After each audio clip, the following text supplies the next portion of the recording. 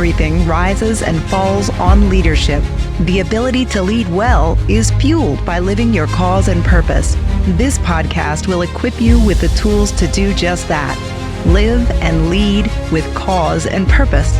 And now, author of the book, The Anatomy of Leadership, and our host, Chris Como. Hello and welcome to The Anatomy of Leadership. I'm excited. Our guest today is David Levy. He's a professor of management at the United States Air Force Academy. Welcome, David. It's so good to have you. Oh, it's great to be here, Chris. Thanks so much for the invite.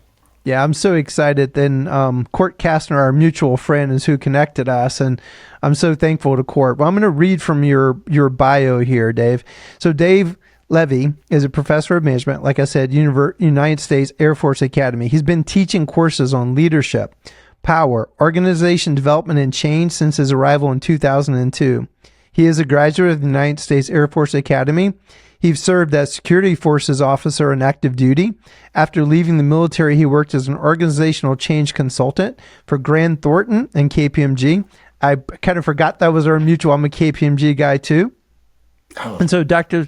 Levy received his doctorate in organizational behavior from Cornell University and is the author of several books, including The 52nd Floor, Thinking Deeply About Leadership, Attitudes Aren't Free, Thinking Deeply About Diversity in the U.S. Armed Forces, and Echoes of Mind, Thinking Deeply About Humanship, and then Evolution of Government Policy Towards Homosexuality in the U.S. Military, and The Line, a very, very short story. Short story.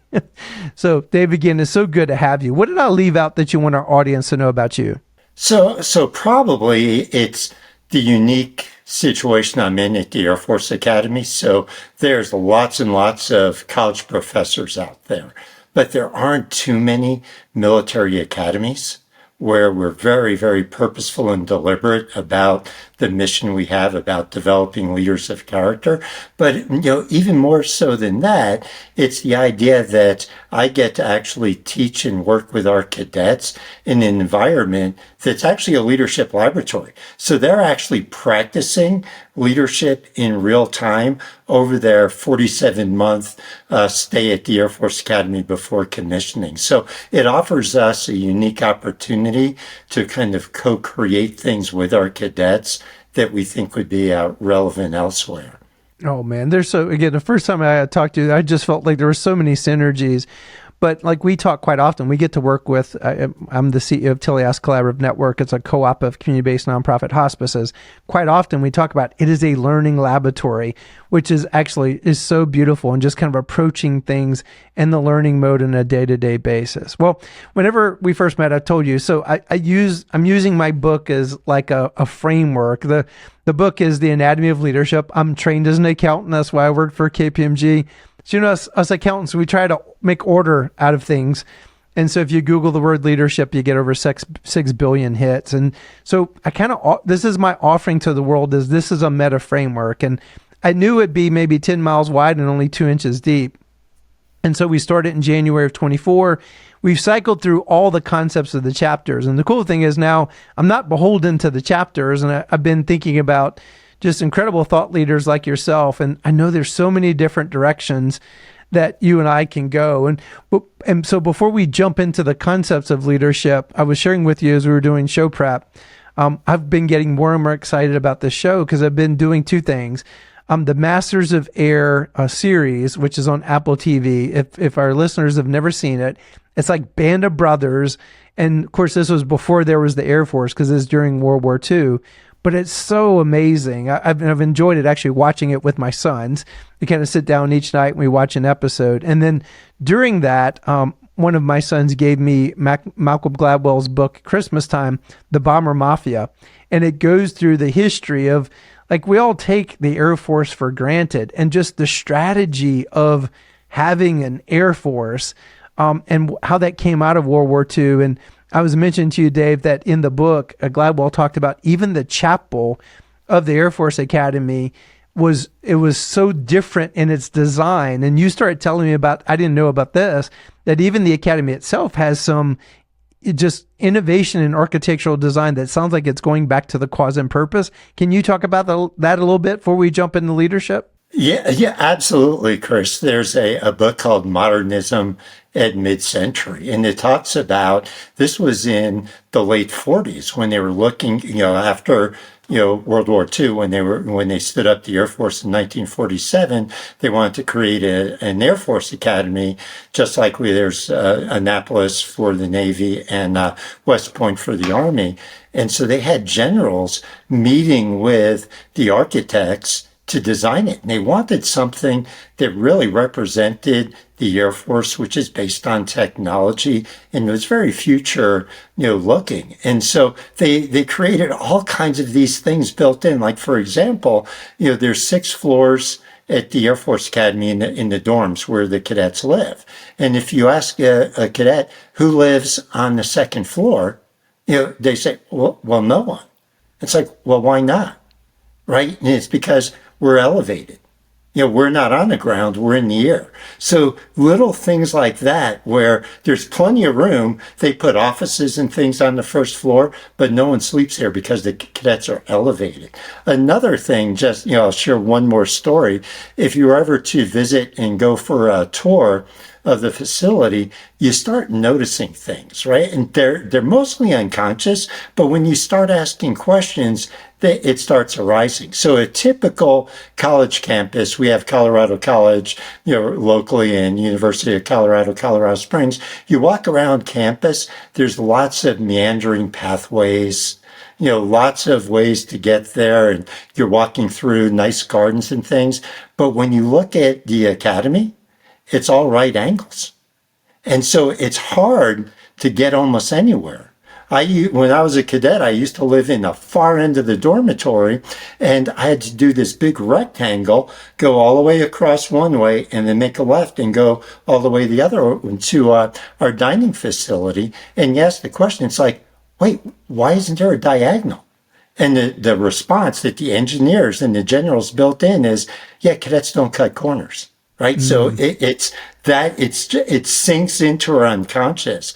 And there's just hundreds of examples like that are built in that you don't necessarily think about, but are nevertheless there. And it kind of gets into the fabric of your being if you're there for 4 years. That's so cool. And I love the intentionality of that. You shared with me as well that I've never actually been to the Air Force Academy, but it's built up on a hill. So then people can you just speak about that for a second? Yeah. So when they were looking at building this thing, the easy thing to do would be to build it in downtown Colorado Springs, which at the time, there was almost nothing there. I had a very, very small town, and it was nice and flat. There's one area that's nice and flat. And, the engineers are saying, and the architects, well, let's just build it there. And the generals, absolutely not. We are an acropolis in the sky. We want the local community to look up and see this acropolis in the sky. We stand between the wilderness, right? The bears and the mountain lions of the rugged mountains and the citizens. So it's so deliberate and so intentional. And even the design of the dormitories, they are designed so the windows are north or south. And, you ask the question, well, why? Why did they design it this way? And they always wanted the cadets to have clarity of vision. So if you were to build it so that it was east or west facing, when the sun rises in the east, you'd be blinded by the sun. So they wanted absolute, clarity. And if you look at the windows of the dorms, a lot of windows. There could be curtains, but it's mostly window. These aren't small things. These are huge glass panes. And it was about transparency. We have nothing to hide. So it's just hundreds of these little things built in to the very fabric of the institution. Well, Dave, I'd love for you to tell just a little bit more of your story, because whenever we first met, you were weaving concepts of belonging, agency, and efficacy as just key words in your story. Can you kind of take that from there? I just was so impressed with that. Yeah, my pleasure. So this brings me back to after I graduated, I was a security forces officer, and then for Desert Shield and Desert Storm, I deployed with my 44-person security, back then it was called security police flight. And I was with the F-117 stealth fighter. That's old now, but back in the day, it had just come out of the top secret, black world. And so when we were deployed in this, location in the Middle East, every general wanted to come see this. Right? It's like, man, this is that F-117, it looks like an alien spacecraft. And no one had really access to it unless you were part of that program. So we were getting generals coming all the time. And almost everyone, what we would do is we would all line up, and it's a 4-star general, and they would want to shake the troops' hands, kind of like as a morale check. It was kind of nice. But whenever they got to me, they would shake my hand, see I was a lieutenant, and it didn't matter whether it was Marine Corps, Army, Air Force. We didn't get any Navy admirals, but they would all say, Lieutenant, take care of your people. Which is so obvious in one level, very obvious, but then it stuck with me. This was in 1990. And every person, take care of your people. And I know it's true that we ought to be taking care of your people. But now that I'm a very nerdy academic, I had the opportunity to say, all right, what does that mean to take care of your people? And so I have a team. That's the wonderful thing about the Academy is we just have such amazing people, that I get to work with. And so I put a couple teams together. We have multiple teams that are working on this thing that we ultimately call Lens X. But, what we said, if you really want to take care of your people, what does that actually look like? And so we started digging into the literature, and we found something called self-determination theory. And so when I was a cadet in the early 1980s, maybe it wasn't early, it was mid-1980s, give myself, so I'm not quite as old as I made myself out to be. Mid-80s, not early 80s. And what we would do, I was a psychology major, it seemed that every chapter in some of our textbook were describing yet another need theory. The need for power, the need for affiliation, just, one after another. And I became kind of cynical and saying, well, gee, what are they doing? Are they just everyone that wants tenure in an institution, creates their own need theory? And so I was really jaded about needs, even though, the idea of needs really resonated with me. The idea of needs are, just like you water a garden, right? A garden, plants, vegetables need certain nutrients in order for them to thrive, right? And so the idea for humans was the same thing, right? That humans have these certain, at least on the psychological side, certain psychological needs or nutriments that need to be fulfilled in order for us to experience subjective well-being. But not everything, right? I have a need to watch TV, right? No, not everything can be a need. So sometime when I was in grad school, I came across some work by, DC and Ryan called self-determination theory. And they set out, it was, really, I think, a wonderful contribution. What they looked at is said, there can't be 1,000 needs. There's got to be some thread that connects everything together. So they conducted a meta-analysis, and in the 1980s, they concluded, scientifically that, there's really 3 needs. It's autonomy, competence, and relatedness. And if you experience those, if you have those needs fulfilled in sufficient quantities, you'll experience well-being. So we were playing around with autonomy, relatedness, and competence. And what we learned were, those terms just, seem to be dated. And so we looked at, all right, what's kind of the more modern language that's here today? And those are efficacy, agency, and belonging. And so the idea being, right, so we translated them, we brought them into the workplace a little bit. And we basically said, if you're a leader and you truly do believe in taking care of your people, focus on fulfilling those needs of belonging, agency, and efficacy. This idea, belonging, so powerful, right? So the idea being that every one of us should be able to walk into an organization and kind of look around and say, you know what? I feel really comfortable here. I feel like I belong. It's kind of like family, right? They may kid and joke around with me, but it feels good to be here, right? And then the idea of agency. Agency is, kind of connected to autonomy and freedom, right? No one likes to be micromanaged, right? So we want to be able to show up at work and feel that we can kind of navigate somewhat as we please, as long as our individual goals are aligned with organizational goals. And then finally, efficacy. And that's kind of related to competence, but we kind of said, you know what?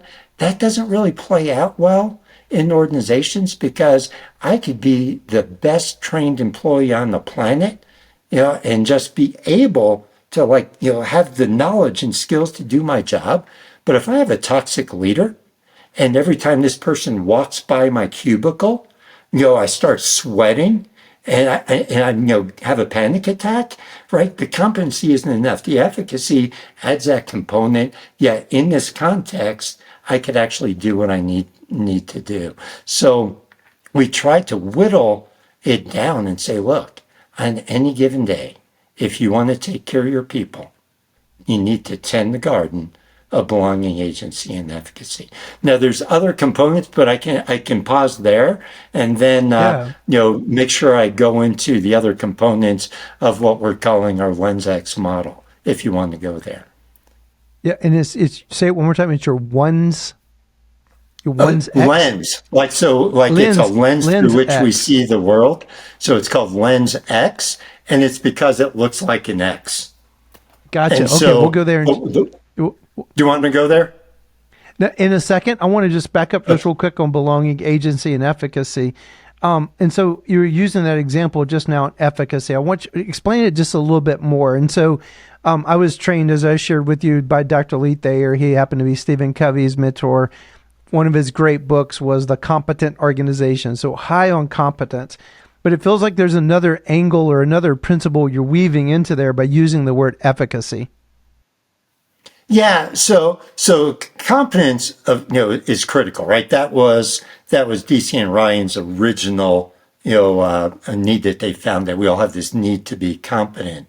And when we were working with cadets, oftentimes they would say they would freeze in certain situations, right? So use the example of test anxiety. Some people will be brilliant, right? Memorize every single word of different chapters in the book, but they walk, to take a final exam, panic attack, they're frozen. So on one level, and it's how you parse it out, right? So on one level, the training is there. The ability is no doubt there, but when it's in certain contexts, it doesn't play out right. So it's just kind of linking the actual skills training, being able to be implemented within the context. Because there could be when I'm really relaxed, I can, I can really work and meet organizational goals, but in certain places I can't. So it's just being aware that, people perform in different contexts differently. And you can't just assume you send someone for training and they get 100% on the final exam for whatever training seminar they went to, that they're good to go. That if you really want to have competent and effective employees, it's about that context, right? And just another quick example, if it's kind of not a fantastic organization culture, and someone wants to contribute in the meeting, and they kind of get ridiculed a little bit, maybe it's a little passive aggressive kind of comments, that shuts people down. And so even though they're competent, when they're in that meeting, they're not going to engage. They're not going to act as if they really are. Was that helpful? Yeah, thank you. Yeah, it's very helpful. And back up on belonging. This is so fascinating. So our team is actually working on the values of our own organization at Telias. And I think we're actually adding this value, and they hadn't had the benefit of listening to you. Can you just unpack belonging just a little bit more? Yeah. So and to me, and our team, we're really cautious about trying to prioritize which is most important. But when I talk to everyone on the team, we are in agreement, belonging is the most critical. So if you're going to, you want to have all the needs fulfilled, but belonging is the first. So I'm going to do it in a way that introduces the other part of the X. I think that's a good segue. So on one side, this X, right? Think of two lenses that are interlocking. You have the needs of belonging, agency, and efficacy. And then on the other side, it's our narratives. It's, and there's different types of narratives, right? So we're given, largely by society, a particular narrative, right? So if I'm a white heterosexual male in this society, there's a certain narrative about what it's like to be me, right? Certain expectations. But if maybe you're, of underrepresented minority, you're new to the country, it's a different narrative. So there's a societal narrative, there's an organizational narrative that, talks about a whole bunch of different dynamics. So I'm in the Air Force. Well, if I'm a fighter pilot, that narrative is different than if I'm the guy arresting the fighter pilots, right? Different narratives and my experience within that organization. And then there's this individual narrative that's the entirety of my life experiences in the moment. Right? It's that story I'm telling based on those other two narratives. So you can have, this is a true story, that I work in the management department at the Air Force Academy, and we have an absolutely fantastic organizational culture, and it's transcended bosses. I've had several department heads in the 22 years I've been there, and each of them rolls in saying, hey, I just don't want to screw up our culture. It's fantastic. So it's just thrilling to be a part of this culture. But, maybe 4 or 5 years ago, I was talking to one of our captains. So I'm a civilian, but we have a lot of military officers there, and it's normally a 3 or 4 year rotation. So I was talking to one guy who was getting close to ending his assignment at the academy. I said, so what's next for you? And he goes, oh, I'm separating. I'm like, oh, which is not unheard of, because these people, after they've been teaching at the Air Force Academy, have amazing opportunities. So they could work for McKinsey or Baines or start businesses. Really, the sky's the limit. And I said, so what are you going to do? And he goes, you know what? I don't know. I don't have a job yet. I'm like, really? Why? Right? So why are you getting out if you don't have a job yet? And he says, Dave, I've been here 4 years. I just never felt like I belonged. And to me, that was like an arrow. It was a dagger, an arrow, whatever weaponry you want to say, to the heart. Mm-hmm. And I was crushed. And it really put me in, kind of a bit of a mental crisis. I wasn't a supervisor or anything, but I started thinking, how in the world can we have such an amazing culture and this person feel like they not belong? And that's when we started to recognize that, belonging is amazingly complex, and it's not just enough to create a fantastic culture where everyone, in theory, should feel like they belong, right? Just be themselves, be the entirety of who they are, and be accepted for that. You have to actually work at the individual level. And so that's when we basically said, hey, look, if you're a supervisor and you want to take care of your people, of course, or you're a leader, of course you want to create that absolutely fantastic organizational culture. But you also have to individually tend that garden of belonging and agency and efficacy, because it's really about perceptions. And if someone tells you, I don't feel like I belong here, the correct response isn't, yes, you do, you're wrong, and yell at the person. It's, oh my God, what can we do? Right? I failed as a leader or as a colleague in helping you feel that sense of belonging. And the last part of our little LensX puzzle is that you tend that garden of belonging, agency, and efficacy, realizing that every one of us have different narratives, and those narratives will basically tell us how we're going to experience it, belonging, agency, and efficacy within that context. But we can tend that garden through what we're calling micro exchanges. And micro exchanges are just those momentary interactions that we have throughout the day. And it could be in person, it could be in writing. For example, I was talking to a retired Army colonel, earlier this week, and we were talking about this Lens X paper, and he said, I've got a great example of a micro exchange that may have saved my life. I'm like, really? And he said, yeah, I was deployed in Afghanistan. It was like an incredibly stressful environment. We were working for a Marine one-star general. I was a colonel, and, every one of us were just at odds end, with what was going on. And this, general sent out this kind of scathing email about what was going on, and about, 3/4 of the way through. And he said, and I just want to say, XXX, you're doing a fantastic job. And it was this guy's name. And he said, right then I realized I'm going to be okay. He acknowledged me. It was a positive micro exchange. And that's all I needed to get me through the day. And, similarly, they can ruin the day too, right? And so every single interaction that we have is an opportunity. It's an opportunity to tend that garden of belonging, agency, and efficacy for others. But let me pause there. Yeah. So make sure I have it right. So the lens X on one lens is belonging, agency, and efficacy, and the other leg of the X, if you will, is the narratives. Is that correct? Narratives. So years ago, Covey said, none of us see the world as it is. We see the world as we are.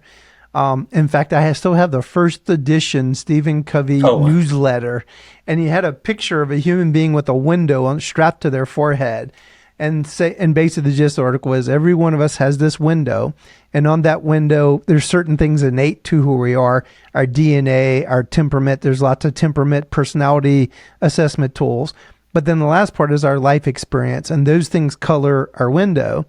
And because your window is different than mine, Dave, we could be looking at the same thing, but we're seeing it differently because we're seeing it through that window. Is that similar to this concept of narratives, or is it taking it a slightly different direction?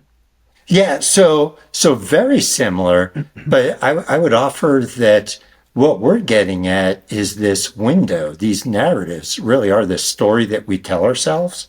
And so that story is subject to change, right? Because, our lives are so complex, we can reframe our story in any way we want, right? So when we have a really good experience, we're on the high and say, wow, I'm pretty impressive, right? And then something bad happens to us, and all of a sudden it's like, wow, maybe I'm not cut out for this. So it doesn't really take that much to kind of change that story.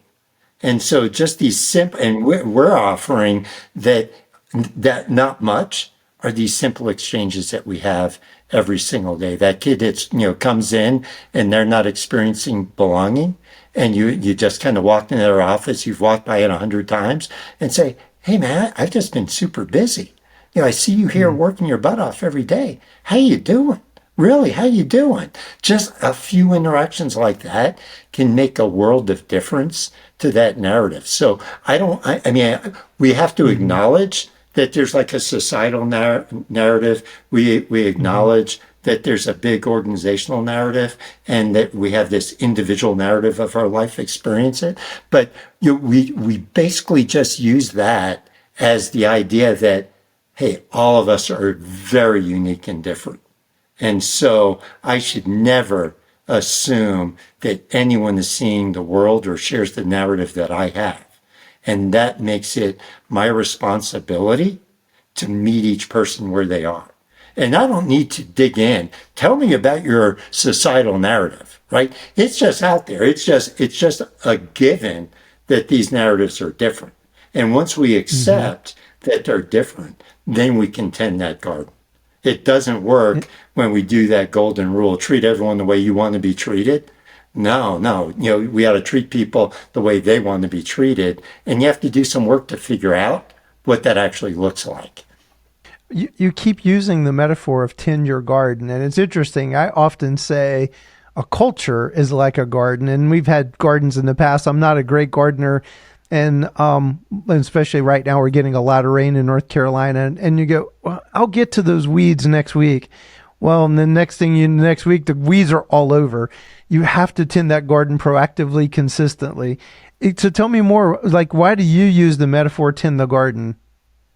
So in my office, we started out, and we wrote a paper on thriving at the Air Force Academy. It was about a leader responsibility to create an environment, based on belonging, agency, and efficacy. And the original depiction of that was a tree. We called it the thriving tree, and it had all these elements kind of built into it. But so that was there, but then we threw it away. And then one of my colleagues, Matt Orlowski, just, as we were having conversations about this, said, well, you have to tend the garden. And it just kind of stuck as something that very useful. We've also tried, well, you've got to span the gap between the needs and narratives. And that kind of works too, right? So we can assume that there's this gap, right? So we all have these needs, and you can't just like check it off and say, hey, I filled your belonging needs. See you next year, right? No, it's constant effort. And so the tending the garden does imply, the weeding and all of that, but the spanning the gap, it seemed a little more clinical. And it didn't resonate as well, but maybe it did kind of say people, no, it's hard work. You have to go beyond, this understanding that we have these needs that need to be fulfilled, that you as the leader have to actually span that gap. You've got to do it. You've got the power. And so maybe that was a little harsher when we work with our students and in workshops, the tending the garden seems to be what's been resonating. Yeah, I could totally get that metaphor. And now I'm really getting usage. I asked you a long time ago, what do you think we should call this show in this episode? And you said, every interaction is an opportunity. And I'm now really getting why you're framing it this way. So the micro exchanges, what if I botch the micro exchange and I really create a bad interaction? What do you do with it then? Yeah, I think that's a fantastic question. And so our team has discussed this a lot, and in the workshops we discussed it too. And here's the truth. Here's what we learned. It's okay. Because this isn't a one-time shot. Right? It's like, hey, I screwed up a micro exchange. I'm done, right? So the assumption is you're tending the garden. And when you're doing that, you're spanning the gap, you're working with people, through these micro exchanges on belonging, agency, and efficacy, you're going to say something stupid. You're going to have a different idea. But over time, people are very intuitive and they can see the intent. So if it's genuine and it's sincere, I will say dumb things all the time. And, and my colleagues, Dave, you didn't really mean that, did you? I'm like, what do you think I meant? And it's like, well, you said this. I'm like, no, I did not mean that. And sometimes I'll go into, the class. I work with 18 to 22-year-olds. So every month they seem to get new jargon. And so I'm in my old man, talk. And so I'll talk to cadets, and all of a sudden you'll hear like giggling in the class. And all of a sudden I'll just stop. I'm like, what'd I say? And they'll say, sir, it sounds like you just said that. And I'm like, well, yeah, I did. Is that a problem now? Oh, yeah, big time, right? Here's what it means. Oh, my God, no, I did not mean to say that. And once they kind of know who you are and know that, your intent is good, right? You're trying, then, I've never found a case where someone hasn't been forgiven for screwing up a micro exchange. So that gives us a lot of power to experiment. And because why in the world should I assume I'm going to get it right every time? I mean, that would be a fallacy, I think. Yeah, totally agree. And I was thinking like the term, the lexicon micro exchange, are you trying to bring them like very present in the moment with that type of lexicon and framing? Yeah, absolutely. And just, here's an example of, just real quickly of how significant these very small exchanges. So I do these workshops and I talk, have people pair up and describe their most positive, work experiences ongoing, and then their negative, they do a pair and share. And without fail, those experiences that they deem positive, they are positive, because they're experiencing levels of belonging, agency, and efficacy.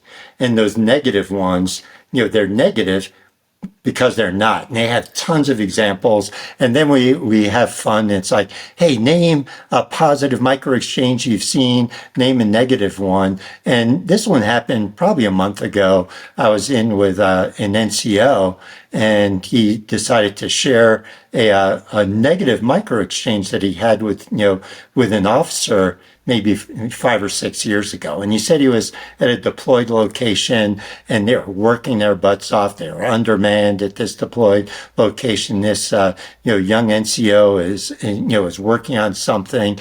And this lieutenant kind of walked in and said, yeah, I sure wish someone would make a pot of coffee, and kind of walked out. And, it was just such a negative, right? It really was. It's like, wait a second. So I'm your secretary to make you coffee? Yeah, I don't think so. We all have an important mission. I'm highly trained to do a particular job. Yeah, no, right? And, I think he ended up making the coffee, but here he was like 6 or 7 years. And as he was describing this, very simple, I wish someone would make coffee. And the only other person in the room was this guy.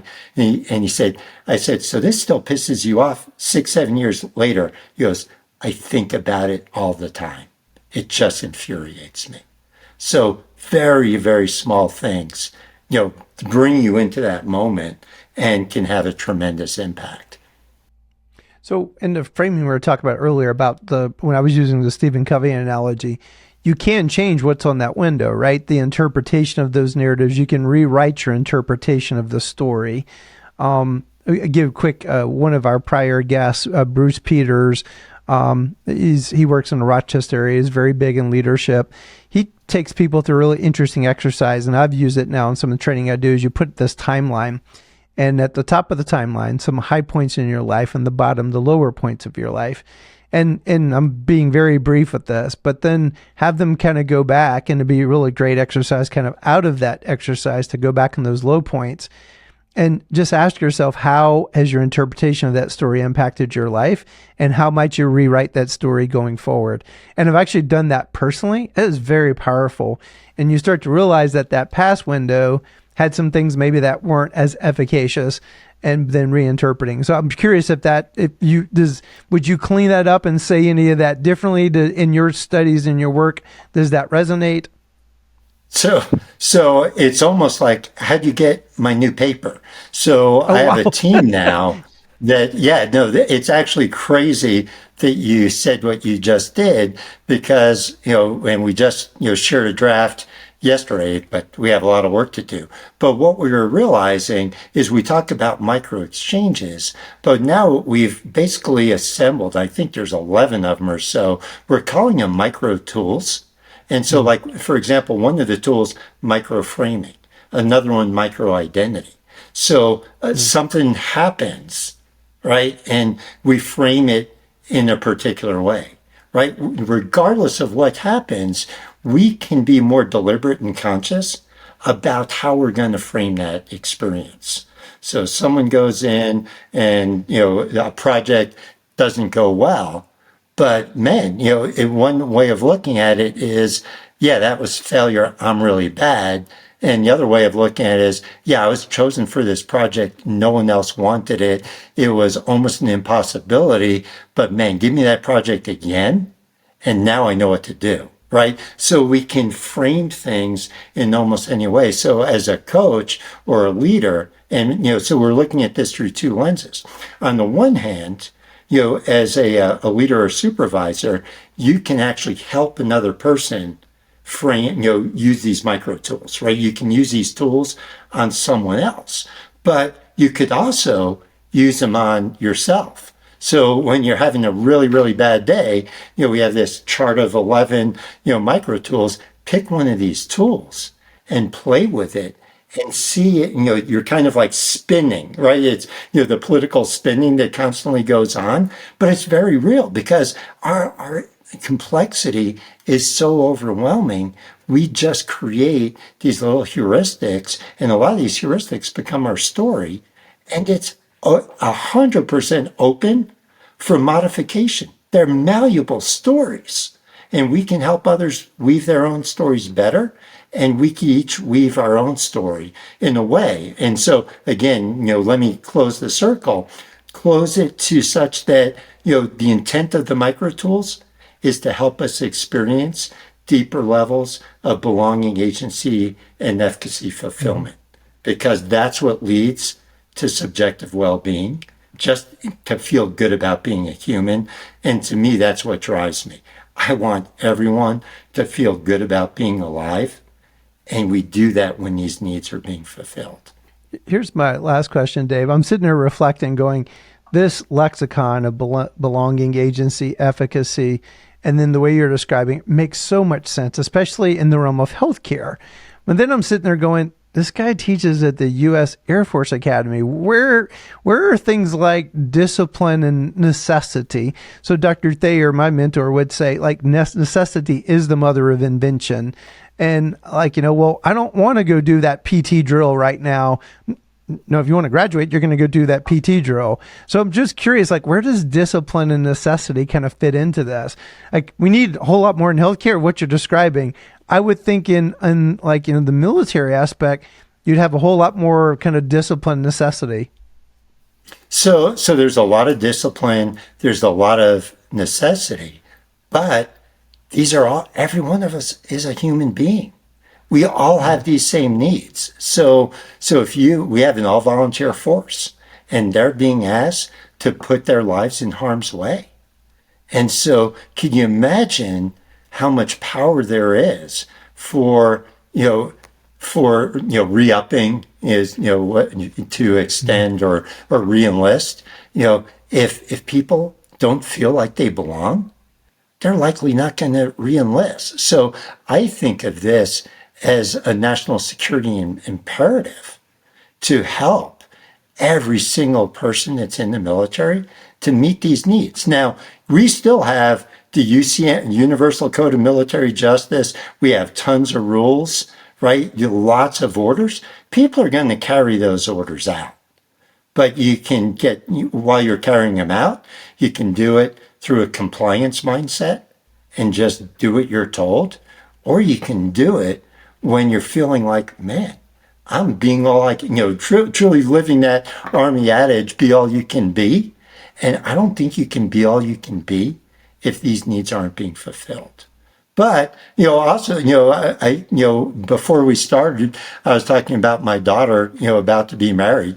I made her read this Lens X thing. I made her fiance read this thing. Hey, here's the way you treat each other as human beings, right? Because you should each be tending each other's gardens of belonging, agency, and efficacy. So I think it works in the realm of anyone being a human. I don't know if it works with animals yet. I think it does. I really do. When you pet a dog, I think it connects with them. So I think it's very generalizable. Well, I love what you're saying, Dave, and thank you for the work that you're doing. I love where you start the conversation about taking care of people. And, I'm kind of sitting here reflecting, of course, the Air Force adage of aim high.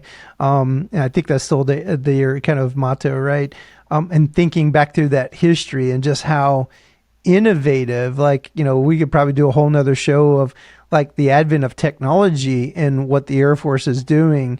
And it's interesting, you're working on the human element and they're deploying incredible, mind-blowing probably technology in what they're doing. But you took it, taking care of your people. That's just so basic. There's still going to be a whole lot of people. Yeah, there might be some drones and things like that, but there's still people that are building, operating, and flying those things and working on them and keeping them fueled and turned around, etc. So any final thoughts? No, it's been a pleasure. And, it's my mantra. every interaction is an opportunity. Make yours count. Well, that's very well said. And I love that you title it that way. I'm going to probably put, so like that chapter very early in my book is about caring for others, and the concept that to truly lead other people, you have to, and it feels very, yours obviously goes much deeper and puts a lot more meat on the bone. So Dave, thank you. Thank you for the work that you're doing. To our listeners, at the end of each episode, we always share a quote and a visual. The idea is we want to create like a visual bookmark, a brain bookmark, a thought prodder about our podcast subject. So it furthers your learning. And what we're going for is a brain tattoo. So hopefully it sticks. I want you to please be sure to subscribe to our channel, The Anatomy of Leadership, so you don't miss an episode. If you're interested in the book, check it out on Amazon, The Anatomy of Leadership. We're going to actually put links to Dave's books as well. You know, it's easy for us to rail against the world and be frustrated by things. Let's be the change we wish to see in the world. So thanks for listening to The Anatomy of Leadership. Dave, thanks to you. And here's our brain bookmark to close today's show. If people don't feel like they belong, they're not likely to re-enlist. By Dave Levy.